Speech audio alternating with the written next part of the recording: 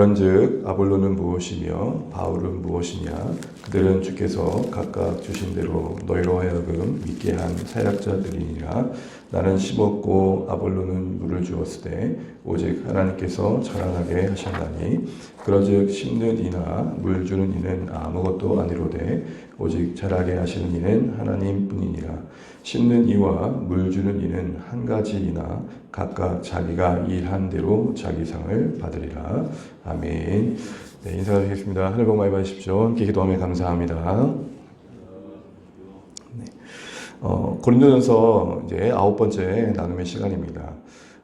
지난주에 1절부터 5절의 내용을 살펴보는 중에 3절을 보시게 되면은 바울이 고린도 교회를 향해서 이렇게 말합니다. 너희가 아직도 육신에 속한 자로다. 아직도란 말도 참 의미가 있는 것은 이때쯤이면 그 신앙의 연륜과 상황 속에서 자라남이 있어야 되는데 너희는 아직도 머물러 있구나 라는 말이겠죠. 더 나아가 육신에 속한 자라는 이 평가는 분명 예수님을 믿는 신자라고는 하지만 그의 삶의 방식과 가치, 선택에 있어서 여전히 그 기준은 세상인 사람을 말합니다. 한마디로 육신에 속했다라는 것은 세상에 속한 자와 다를 바 없는 사람이다라는 것이죠. 우리가 구원 이후 신자로서의 삶의 여정이라는 것은 부름받은 그 천국에 합당한 자가 되어가는 시간들인 것인데 그렇지 않았다라는 것이죠. 특별히 3절 끝절을 보게 되면 그래서 이렇게 표현합니다. 너희가 어찌 육신에 속하여 사람을 따라 행함이 아니리요. 그러므로 육신에 속한다는 이 말이 세상의 가치를 따라간다라는 것을 보게 됩니다. 그 구체적인 모습은 시기와 분쟁이었음을 우리가 살펴봤었죠. 이때 그 내용은 각각 신자들이 자신의 어떤 기호, 어떤 스타일, 어떤 관심에 맞는 부합하는 지도자들을 따랐다는 것이고 그것이 경쟁의 분위기가 되었다는 것입니다. 그래서 만든 분쟁입니다. 여러분 3절 다시 한번 보시게 되면 너희 가운데 시기와 분쟁이 있다라고 말하죠.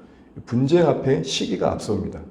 어디에 분쟁이 생길까요? 시기가 있는 곳에 분쟁이 있는 것이죠. 분쟁은 시기의 열매라는 겁니다. 시기가 뭡니까? 경쟁적인 분위기 속에서 누가 더 나은가? 내가 그래도 추구하고 따르는 자가 낫다라는 말을 듣는 게 더 좋지 않는가라는 마음들이 만든 결과들일 것입니다. 그러다 보니까 따르는 자는 더 높여오고 그렇지 않는 자는 깎아내리는 그런 분위기가 자연스럽게 만들어졌던 것입니다. 이런 상황 속에서 5절 같이 얘기하는 겁니다. 우리 5절 말씀 같이 한번 읽어보겠습니다. 시작. 그런즉 아볼로는 무엇이며 바울은 무엇이냐? 그들은 주께서 각각 주신 대로 너희로 하여금 믿게 한 사역자들이니라. 아멘. 5절의 시작에 보게 되면 아볼로가 무엇이냐? 바울이 무엇이냐라는 거죠. 여기서 질문을 말하면 이렇게 해야 되는 거 아닙니까? 아볼로는 누구냐? 바울은 누구냐? 그게 사람에게 맞는 대명사일 겁니다. 근데 인칭 대명사가 아니고 지시 대명사를 썼죠. 이것은 의도적인 번역인데요. 뭘 말하는 겁니까? 한마디로 아볼로가 뭐라고, 바울이 뭐라고. 다만 사람인 그들을 마치 하나님처럼 내세우고 자랑하느냐라는 질책을 의도적으로 담고 있는 것입니다. 그러니까 어떤 답을 구하는 질문이라기보다는 경각심을 촉구하는 것이죠. 여기서 우리가 좀 생각해 볼 것은 신앙생활에서 참 주의해야 할 것 중에 하나는 보이지 않는 주님을 향한 우리의 어떤 마음이 쉽게 어떤 눈앞에 보이는 어떤 대상, 더 나아가 인간적인 지도자로 향할 때가 있는데 그 자체로 문제는 아닐 것입니다. 누군가 사람을 존중하고 따르고 섬기고자 하는 마음이 뭐가 문제겠습니까? 문제는 그 대상을 향한, 그 지도자를 향한 그 마음이 주님을 대신하는 그 일종의 어떤 그런 마음들이 어떤 살아있는 성상, 다시 말하면 영웅으로 향하는 게 문제인 것이죠. 절대적인 신봉과 추정이 문제인 것입니다. 이렇게 되면 그가 하는 모든 말은 그것이 성경적인지 그렇지 않는지를 묻지 않게 되고 무조건적으로 따르는 무분별한 모습이 나오는 것이죠. 이 시대도 문제는 무지성적 집단 아닙니까? 생각 없이 따르는 거. 이러한 특정 인물에 대한 무분별한 추정은 결국 다른 지도자에 대한 비판과 경멸을 낳고 결국 교회의 갈등을 만드는 것입니다. 바울은 이런 상황들을 염두하고 5절과 같이 이제 질문했던 것이죠. 도대체 바울이 뭐라고? 도대체 아볼로가 뭐라고? 너희들이 대단히 여기는 그 지도자들은 사실은 아무것도 아니다. 이 얘기를 하고자 하는 것입니다. 만약에 이런 분위기가 교회 안에 가득하게 되면 교회에게도 좋지 않고 지도자 자신에게도 백해무익할 수밖에 없다라는 것이죠. 교회는 이런 시기와 분쟁의 문제를 해소하기에 그럼 뭐가 필요한가 할 때 바울은 문제 제기와 함께 그들의 인식 세계를 바꾸기 위해서 어떤 이야기를 꺼내냐면 5절 끝절에 보면 그렇게 말합니다. 아볼로가 뭐며 바울이 뭐냐?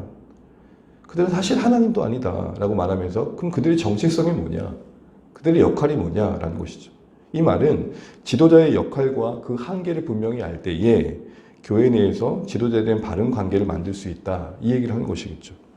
5절 중반절 끝절에 보게 되면 뭐라고 말합니까? 그들은 주께서 각각 주신 대로 너희로 하여금 믿게 한다는 것은 우리 가운데 믿음을 주시는 하나님의 일에 참여하는 자들이다 라는 것이죠. 그래서 끝에 사역자이다 말합니다. 이때 사역자라는 말의 번역은 원래 원어는 우리가 많이 듣는 헬라어입니다. 디아코노스, 집사로 많이 번역이 되죠. 성경 다른 곳에서는 일꾼, 종으로 번역됩니다. 그러니까 디아코노스의 원래의 말은 종입니다. 종. 그러니까 믿음을 갖게 하는 데 있어서 주권자이신 하나님께 쓰임받은 자들일 뿐이야. 그 역할을 하는 자들 뿐이야. 섬기는 자들일 뿐이야 라는 것이죠.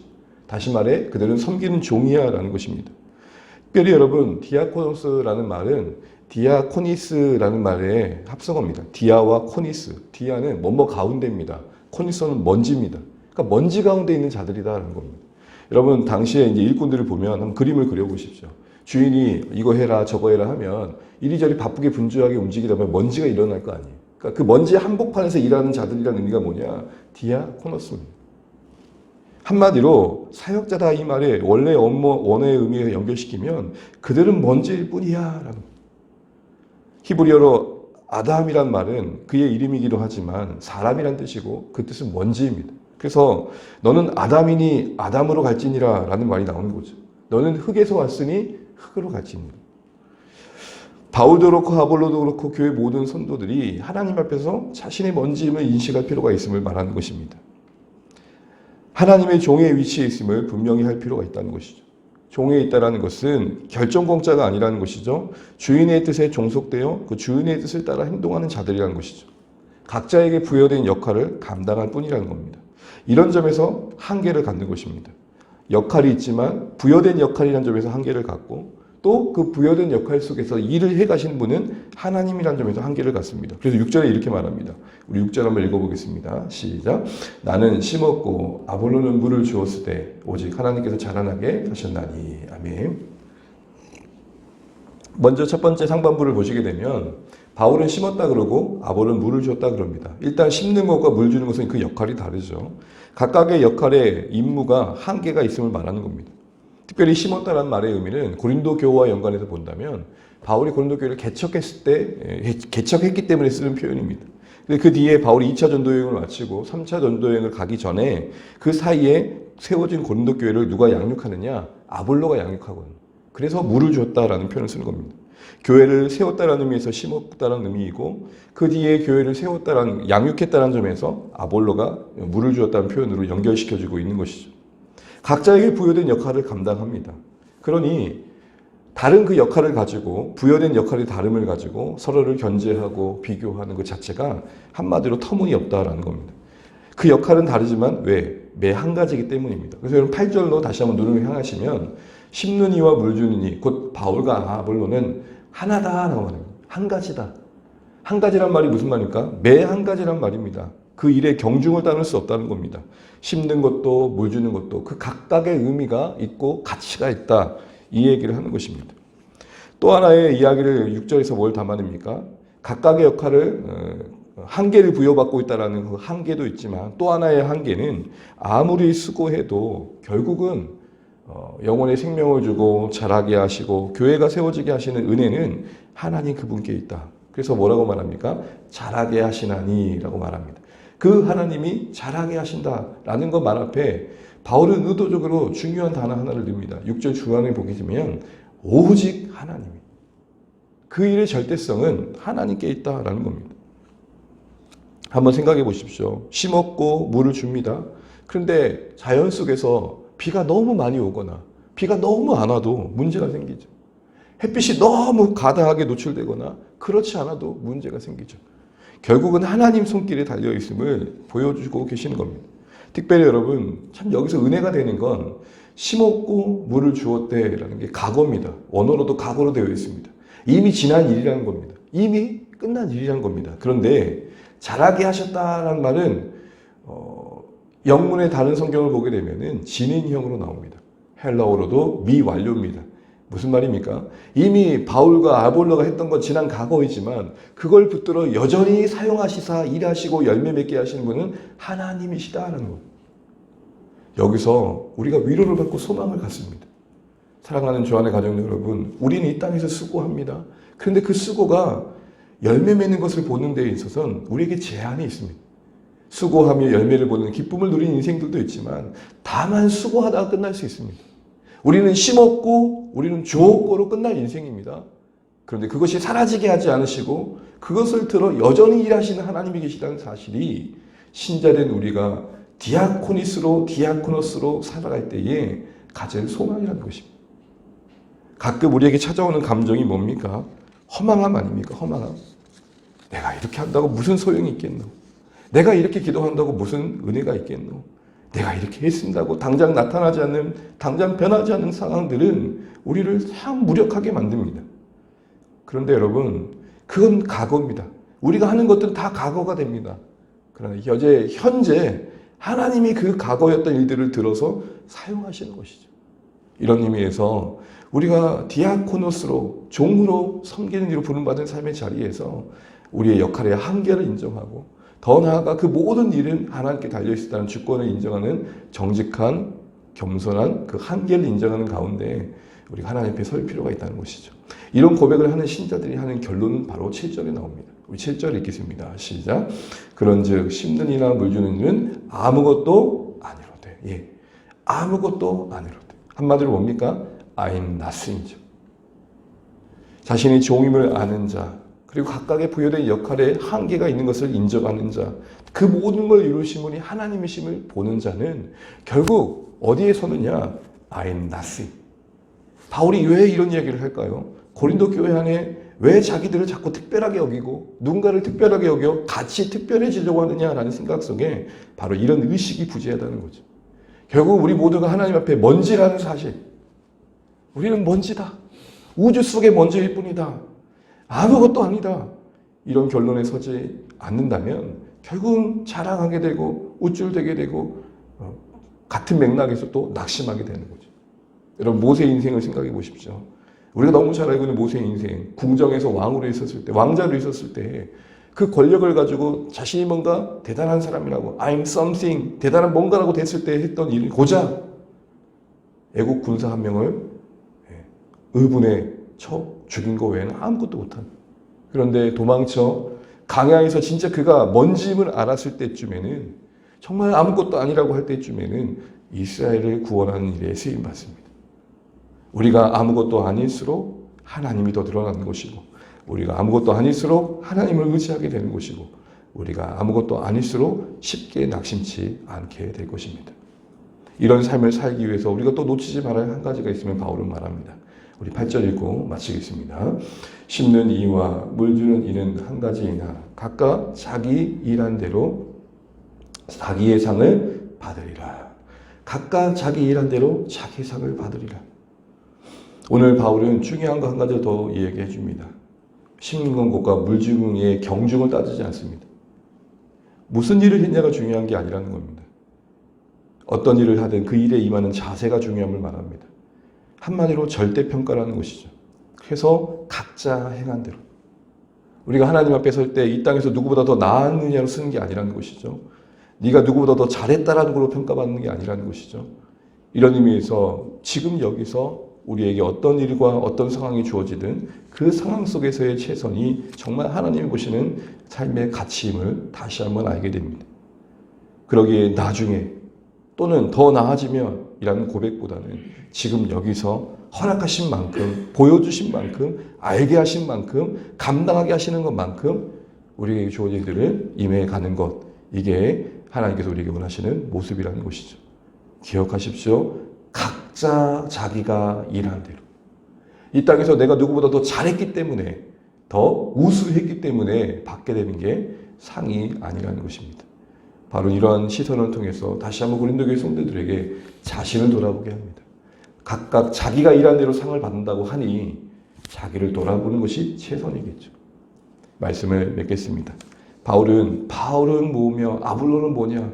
도대체 그들이 뭐라고 사람일 뿐인 그들을 대단히 여기고 그들을 따름으로 너희를 드러내느냐라고 말합니다. 그러면서 어떤 결론을 내립니까? 우리는 먼지일 뿐이다. 그들도 다만 쓰임받는 존재일 뿐이다. 그러니 그 어떤 비교 속에 우열을 가를 일이 아니라 각자가 하나님 앞에 자신을 돌아보며 자신에게 주어진 일에 대한 자세를 돌아볼 뿐이다. 우리 다 매 한 가지다. 이걸 잊지 않고 하나님 앞에서 우리가 아무것도 아님을 놓치지 않으므로 우리 인생이 계속해서 하나님께 쓰임받길 소원합니다.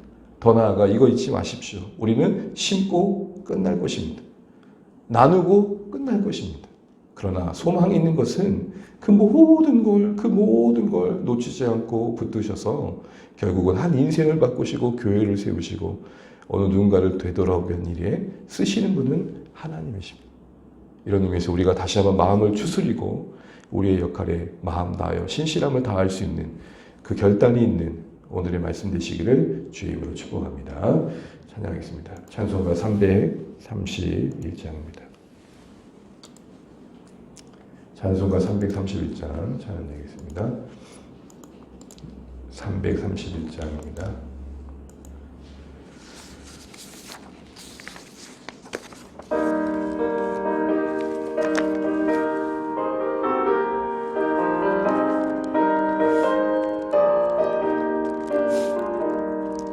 영광을 받으신 만유의 주여 우리가 명령을 따르리다.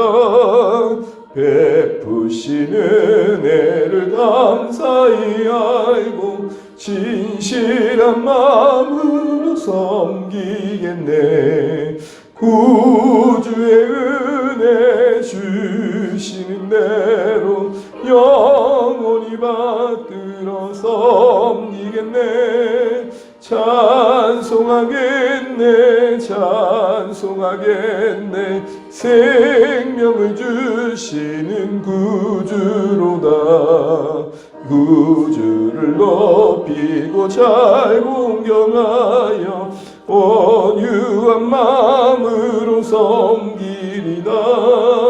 주 예수 안에서 즐거워하며 충성을 다하여 섬기겠네. 구주의 은혜 주시는 대로 영원히 받들어 섬기겠네.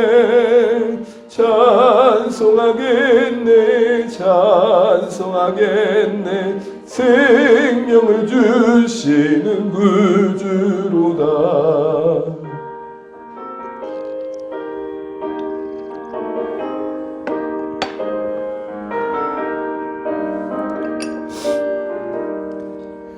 예수를 믿고서 늘 사랑하여 참 기쁜 마음으로 섬기리나. 온 마음을 드리고 늘 순종하며 구주를 영원히 섬기겠네. 구주의 은혜 주시는 대로 영원히 받들어 섬기겠네. 찬송하겠네. 생명을 주시는 구주로다. 아멘. 오늘도 주신 말씀 우리 붙들고 기도하겠습니다. 아무것도 아닙니다. 우리는 아무것도 아닙니다. 바울이 이런 말을 통해 고린도 교회의 그 시기로 말미암은 분쟁 속에 다시 한번 회복해야 할 그들의 마음 자세를 상기시켜주고 있습니다. 하나님 옆에 우리가 먼지일 뿐이고 허락하신 인생 속에서 부여하신 임무를 다하다가 하나님 앞에 각자 서는 것임을 기억하면서 우리 각자 다시 한번 우리 본성을 따라 내가 더 누군가보다 높아지고 더 나아져야 되는 생각을 피할 길 없지만 그 싸움에서 우리가 승리하며 하나님, 우리 정말 하나님께 쓰임받아 갈 뿐입니다. 이런 고백 속에서 우리에게 어떤 역할이 주어지든 그 일에 임하는 최선을 기이 여겼으면 좋겠습니다. 큰 먼지, 작은 먼지, 그 말 자체가 참 앞뒤가 안 맞은 것 같습니다. 먼지는 먼지죠. 우리가 이 모든 사실 앞에서 단순히 하나님께서 주신 생명 따라, 역할 따라 살아갈 뿐이라는 것. 또한 우리는 우리의 수고가 이미 각오로 끝났지만 그걸 통해 일해 가시는, 여전히 계시는 하나님 때문에 소망을 갖고 포기하지 않는 마음 지켜가면 좋겠습니다. 생명을 주시고 자라게 하신 하나님 기억하시면서 우리 수고에 은혜 주실 것을 소망하면 좋겠습니다.